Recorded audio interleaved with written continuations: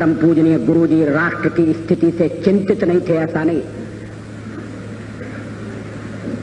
लेकिन चिंता में से वो एक चिढ़ पैदा करना चाहते थे। यदि आज देश की स्थिति अच्छी नहीं है तो हम इसे अच्छा बनाएंगे।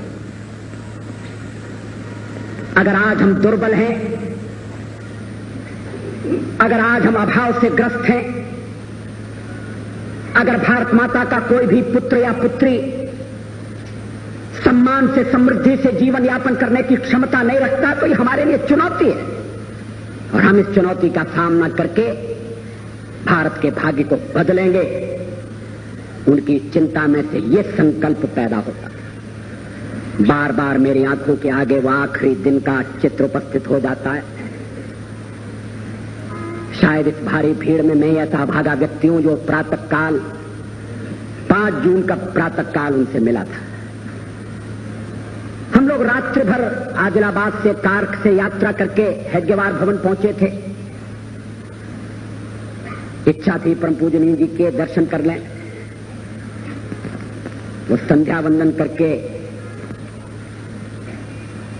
बैठे थे।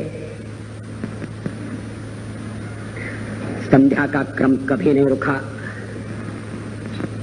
संघ की प्रार्थना प्रतिदिन करने का नियम कभी नहीं टूटा। और संध्या के बाद मिलने वाले लोग, हम लोग पहुंचे तो वही भुवन मोहिनी मुस्कान, हृदय का हरण करने वाली, तापों का निवारण करने वाली। व्यक्ति कितना भी दुखी हो, थका हो, चिंतित हो, एक बार परम पूजनीय गुरु जी के सानिध्य में पहुंच गया और उनकी दृष्टि पड़ी तो लगा सारी थकान मिट गई। उस दिन भी तबीयत बहुत खराब थी। उन्हें देखने वाला हर व्यक्ति नहीं समझ सकता था, मगर कुछ लोग समझ सकते थे। डॉक्टर आबाजी थत्ते मौजूद थे, लेकिन उन्होंने सबसे परिचय प्राप्त किया।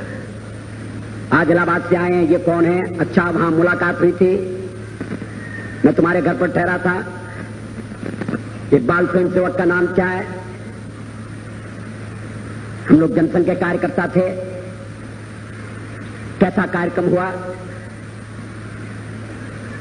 फिर जब एक डॉक्टर का परिचय कराया गया तो उन्होंने कहा, आप कौन से डॉक्टर हैं?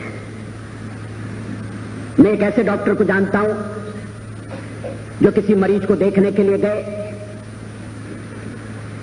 और डॉक्टर ने मरीज से पूछा, बताओ तुम्हें क्या तकलीफ है? तो मरीज बिगड़ गया। कहने लगा, अगर तकलीफ आपको ही बताना है और मुझे ही बताना है तो फिर आपकी क्या जरूरत है? आप डॉक्टर हैं, आप बताइए मुझे क्या तकलीफ है।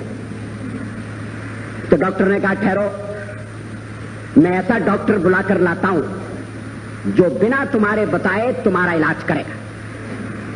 और वो डॉक्टर बाहर निकलकर एक वेटरनरी सर्जन को बुलाकर ले आए, एक जानवरों के डॉक्टर को बुलाकर ले आए। कहने लगे कि ये तुम्हारा इलाज कर सकते हैं, इनके मरीज को कुछ बताने की जरूरत नहीं पड़ती, ये स्वयं सब कुछ समझ लेते। तो फिर उन्होंने जो हमारे साथ डॉक्टर थे उनसे पूछा, आप कौन से डॉक्टर हैं? ये विनोद था, वो जानते थे वो डॉक्टर कौन है।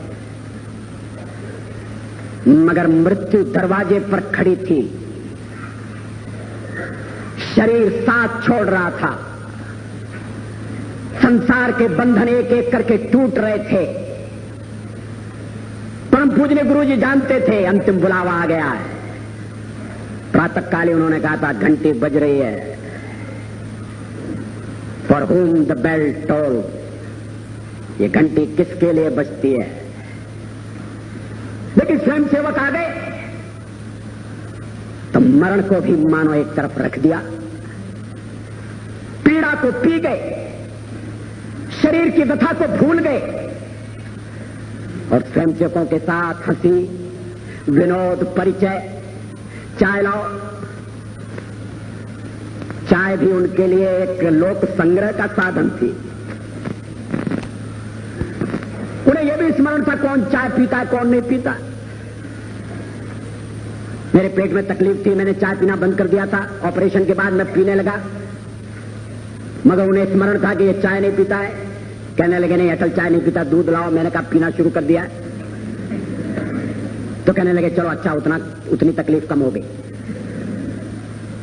और बाल स्वयंसेवकों से परिचय नाम मुझे एक क्षण के लिए गा, एक क्षण के लिए, कि मानो शूलों की शैया पर भीष्म पितामह विराजमान है। एक क्षण के लिए, क्योंकि दूसरे क्षण विचार आया कि भीष्म पितामह न्याय के पक्ष में थे, मगर ये तेजस्वी, ये तपस्वी व्यक्ति, ये हरदम धर्म के लिए लड़ा, इसने हरदम न्याय के लिए संघर्ष किया, ये कभी कौरवों के पक्ष में नहीं था।